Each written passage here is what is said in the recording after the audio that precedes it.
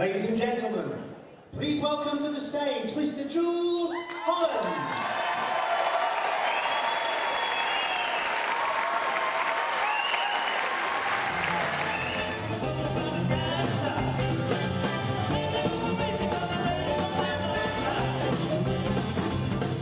Well, I first came to St George's Hall in the 1990s, which of course is now the last century. So it makes me sound like I've been coming here for a long time.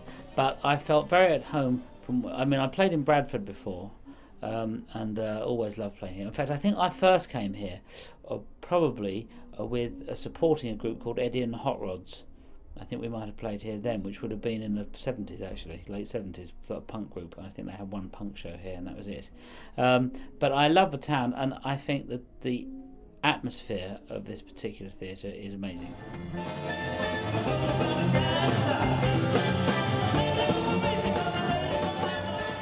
Well, I think there's a number of things that are very special about this hall.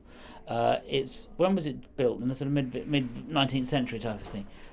And I think a lot of the buildings built then were built they were built to last. They put this up and they were expecting it to last for a few hundred years. A lot of more modern theatres, sort of the more modern the theatre gets, people only expect them to last for sort of 50 years and then 10 years and then 5 minutes and they pull them down again. So it was very well built in the first place, I think, and very well designed, and designed for a time when there wasn't amplification. And so the way it's laid out, with the balconies being square and the people on it, there's something about it that this particular hall that I think is the perfect size. And we are amplified, but you could go in and play it unamplified and it would be okay. It's small enough where people could hear you. If you go in somewhere bigger than this, a big sort of a giant place, they're not going to hear you. But there's something of the it's almost like being in a western as well, I think, for some reason, or a music hall, the way it goes around like that. But at the same time, you could have a really serious show in there. But the point is, it's the intimacy.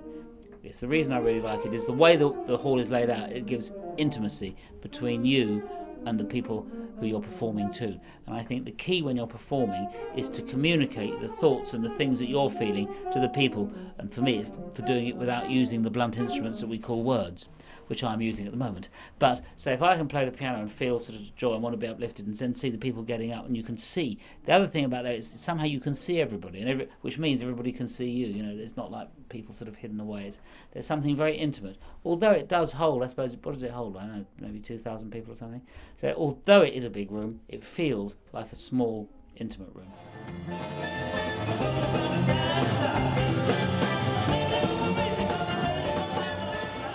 I hope that we do keep coming back here. There's something about the warmth of but of course, the other thing, what I was saying about enjoying playing here, the room's intimate, but you have to have the warmth of the people. And I think most importantly here, the people, when they come, there's a mixed crowd and they're really enjoying.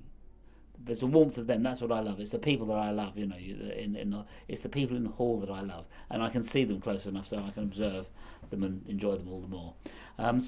Yes, I would hope that we will come back.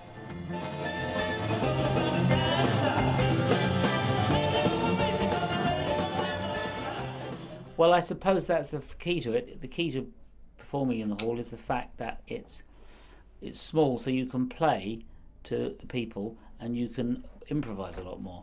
And part of what we do, what I do, is I've got a 20-piece big band, and so some of it's written, but some of it's improvised. But in a room that size, you feel sort of liberated enough to kind of just chuck in different songs that nobody knows, and somehow it'll be all right. It's got that, and the audience are with you. That's the thing. As soon as you step out on the stage, they're with you. You don't have to fight. It's not a struggle. Some theatres, you go just because of the buildings or whether you're sort of fighting. In here, you've already sort of won as soon as you've gone on, and I think it's partly the building and the spirit of the building, because it's had so many fantastic things in it. It's a bit like if you get a musical instrument that's been played a lot. A theatre that has been played in a lot has a spirit and atmosphere of it sort of special, and I think without question that this hall has that probably more than any hall I could think of.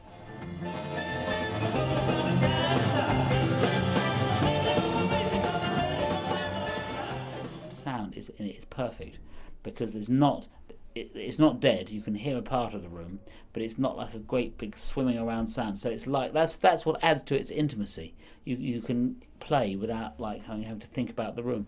And when you're playing, you do have to think about the room. You have to turn down or turn up to make to fit to what the room is.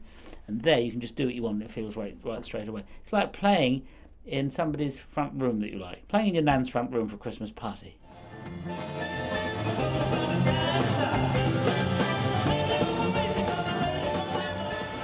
Well, very beautiful people because they're marvellous. They're discerning, they're erudite, they have superb taste.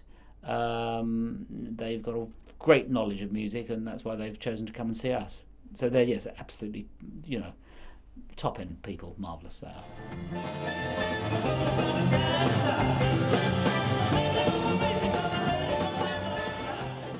I suppose my experiences at the hall would be one of the joy of communicating feelings to people and getting them to have a dance. And so we forgot everything and just managed to communicate what I was feeling, which is great.